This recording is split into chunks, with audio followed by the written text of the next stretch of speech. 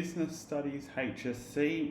Today we do have a nice little do now for us to complete, which you can find in the post that was put up on Google Classroom, or you would have received it in a handout. So what I'll do is I'll give you just your 5 minutes to complete that crossword, okay? And on the next slide we'll go through the answers, okay? So I'll be quiet for 10 minutes. If you want to just pause me, 10 seconds, sorry, not 10 minutes. If you want to just pause me, take your 5 minutes to do your crossword. Don't spend too much time on it because you don't want to spend your entire lesson on that. And then we will move forward.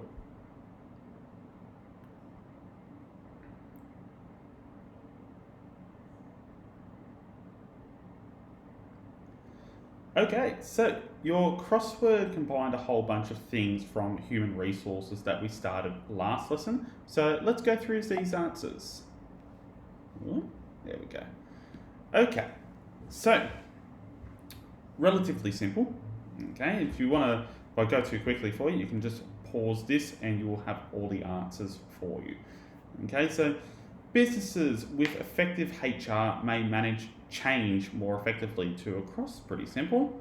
It is important to engage employees with goal orientation so that they know where the business is going. Okay, we've talked about this quite a lot in prelim before. If employees do not know where the business is going, they're just not going to care about it. They're going to actually be quite concerned about their own future in the business.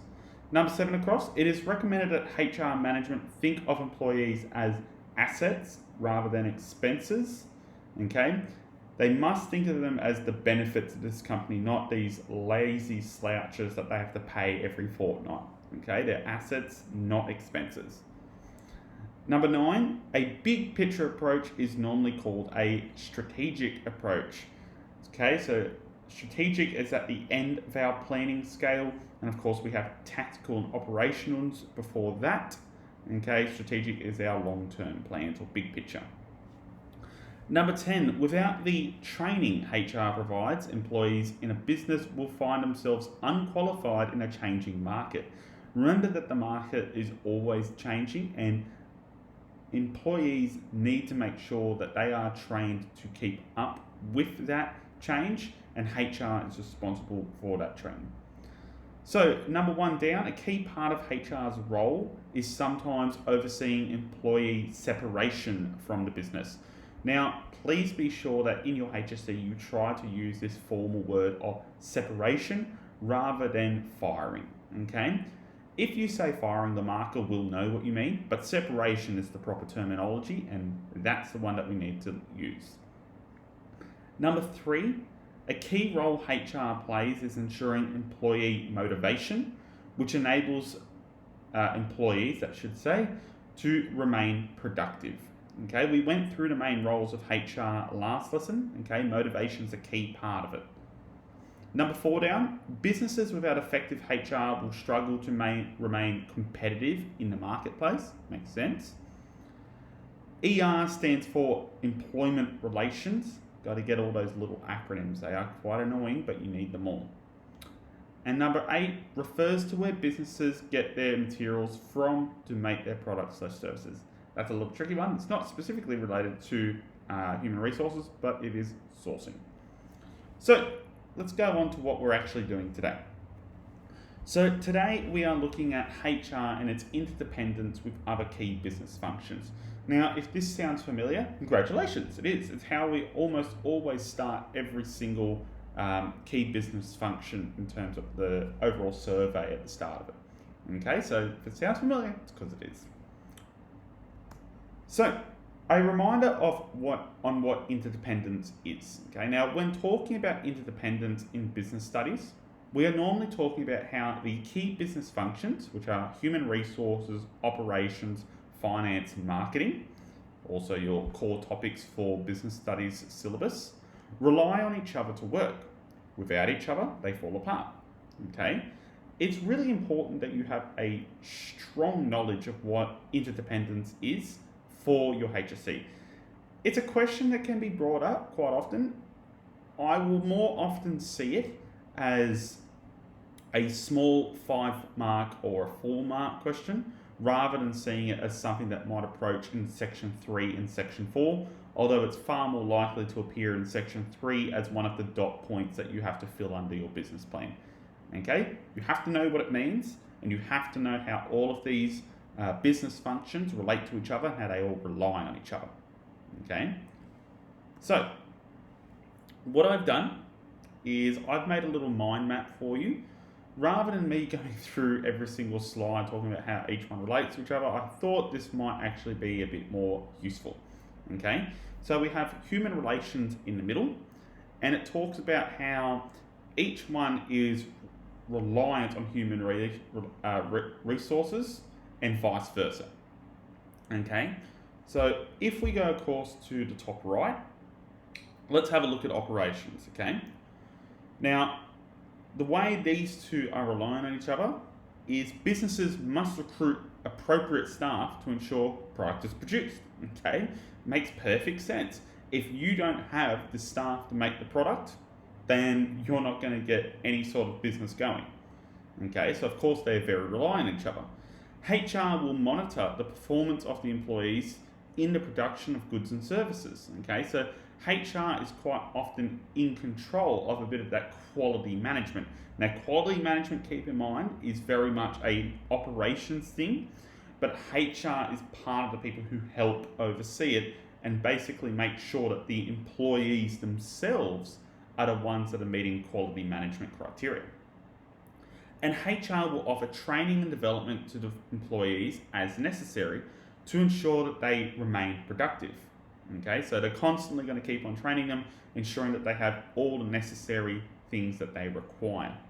Okay, let's go down to marketing. Okay, so HR must ensure that the staff hired are an appropriate face for to the public and won't cause any public embarrassment.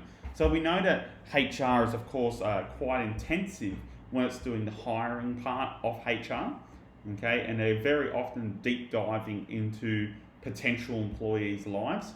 Why are they doing that? Because HR ultimately is the one that's responsible for if these employees are guilty of some criminal convictions, that I go off and do something incredibly stupid that makes the company look bad, the big bosses are going to look at HR and go, how did you not notice about this person before we hired them? Okay, and HR's going to be under a lot of stress. Okay, so it's the image of that company that relates to that marketing and HR relationship. Now, staff will influence the decision of the consumer and their purchases. So, of course, HR wants to hire the appropriate staff that can influence the consumer. They have to be concerned about whether their staff are trained in how to engage with customers. Now, this is a very interesting one for the times that we live in, because HR has actually had to train up a whole bunch of new employees to engage with people in a very unique setting of COVID. Okay, so no longer can they do these little face-to-face interviews. Now they have to do everything online or over the phone, and it requires a different set of training, and not everyone can actually do that sort of communication. Some people basically just say, no, if I can't do it face-to-face, I can't sell them something. And through market research, businesses are able to determine the needs and wants of the market and hire and train their staff accordingly. So pretty simple stuff, okay? Now, looking at finance is, I don't find it's rather difficult in regards to HR. It's basically, hey, you need a budget. You don't have a budget, you can't hire anyone, or you can't train them and things like that, okay? So on the top one, budgets are allocated towards training and development. Employees will negotiate with HR as to the value of their services to the business. Now this one, what you're thinking about is employees will often go up at the end of the year or at the end of a couple of years and basically say to the HR manager, I'm doing X, Y, and Z, I deserve a pay rise, okay? And it's HR's job to manage those people to, if they're going to give them a pay rise, give them a sustainable pay rise that's not going to bankrupt the rest of the business, okay? HR managers need to work within the limits of the budget that has been provided. Simple enough, okay? They will have a set budget that's handed to them from the finance team, and they are going to have to operate within that budget. And of course, there's add ID here. That's a little extra space that I forgot to delete. Go me. Okay. So now we've talked about this little individual dot point here. So it's sort of a wait a second moment. Okay. Now, as we've talked about before, small businesses do not have the resources available to large ones. Therefore, the HR manager, their roles and responsibilities may be performed by what's called a general manager. Now, general manager will perform multiple or all business functions, managerial duties for that business or locale. Okay, so we've talked about this one before. Very often in a small business, you won't have an operations manager, human resource manager, finance manager, and a marketing manager, because quite frankly, they don't have the resources to pay for all of those people. So either they'll have one manager that does 1 or 2 roles or 3, or they'll just have a general manager that does all 4 of them.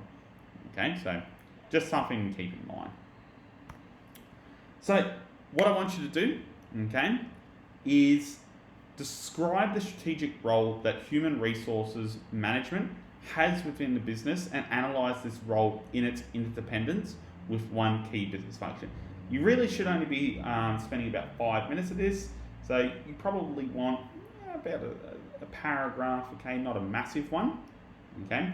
Now, if you're doing this online, okay, please complete this in the Google form attached to this lesson, which also contains a bunch of multiple choice questions and smaller questions, okay?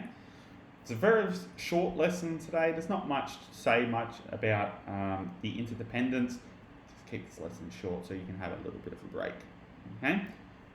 Hope you have a wonderful day.